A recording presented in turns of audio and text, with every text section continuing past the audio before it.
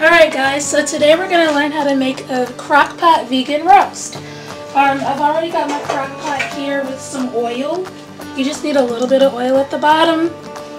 And I love crock pot meals because you literally get it all in the pot, set it up, throw your lid on, turn it on, let it cook all day. It's ready by the time you have dinner. So the first thing is you'll want to put a little bit of oil at the bottom. I've actually already put a little bit of canola oil, and I had some vegan bacon remnants, so I already put that in there. Then your next step is you want to put your vegetables. I have a mix of onions, potatoes, carrots, and celery, and you'll just throw that in. So, because that's going to be your base, that's what your roast is actually going to sit on. And then you'll go ahead and add your seasonings to it. Now, I like to start with just a little bit of salt because that helps, season everything. It's yum, yum, yum, yum, yum.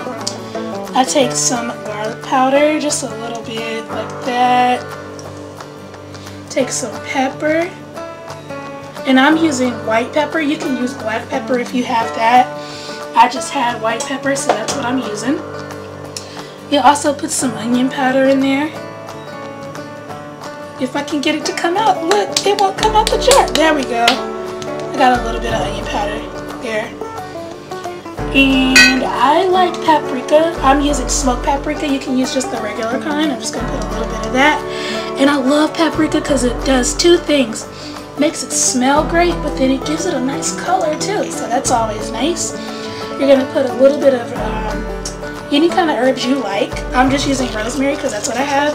And you'll want to use dry herbs for this.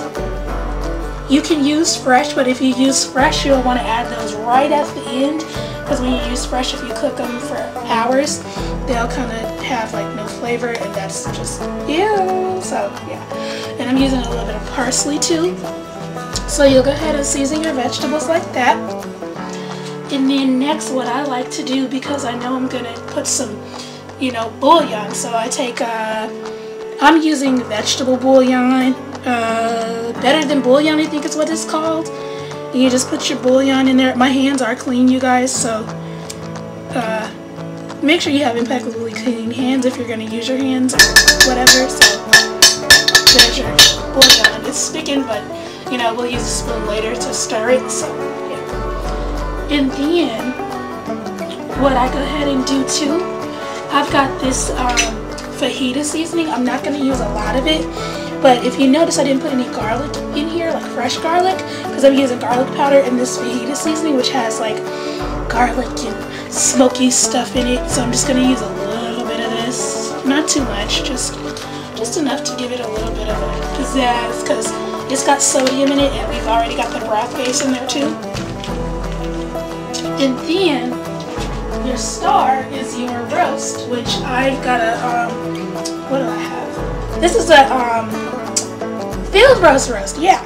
So you'll just stick that in there with your vegetables, and I just stick it in the center on top of there.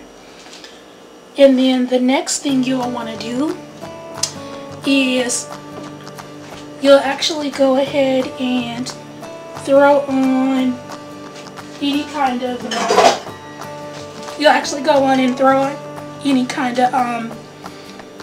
gravy if you want to use it, or you'll need some water for this too. I'm just going to use some brown gravy. I made this like, I want to say yesterday, and I didn't end up using it for what I intended, so I'm just going to throw this on top of there. And don't worry about the lumps and stuff, because those lumps will actually come out of it once it's cooked for a long time. With this, I'm going to add about 4 cups of water.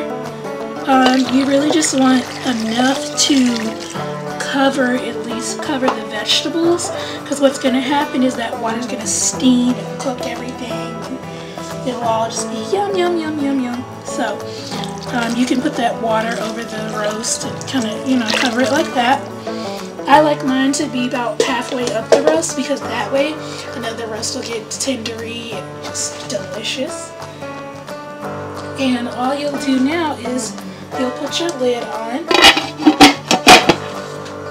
and with this, you literally set it and walk away. So I'm gonna cook mine on high heat for 4 hours. If you cook it on low, you can do that, and it'll take 8 hours. But I'm gonna cook mine on high for 4 hours, and in 4 hours, our dinner will be ready. And you literally, you can choose to stir everything if you want to. I didn't, because once it cooks, everything will kind of meld together, and then I can stir it when I get ready to serve. But that's basically how I do my crock pot roast. I'll let you look at that one more time without the lid. Doesn't that look good? It's not even cooked yet, but it looks good. It smells delicious. Like, just get a look at that. Like those vegetable chunks and everything, man. Woo! I can't wait till it's done. So that's the crock pot roast. I'm gonna stick the lid on and let it cook for 4 hours, and that's it. And if I remember, you guys, I'll insert a clip of what it looks like after it's done. But yeah, so that's crock pot roast. Set it to either high or low heat on your crock pot. If you do it at high, do it for 4 hours. If you do it at low, do it for 8 hours. And that's it.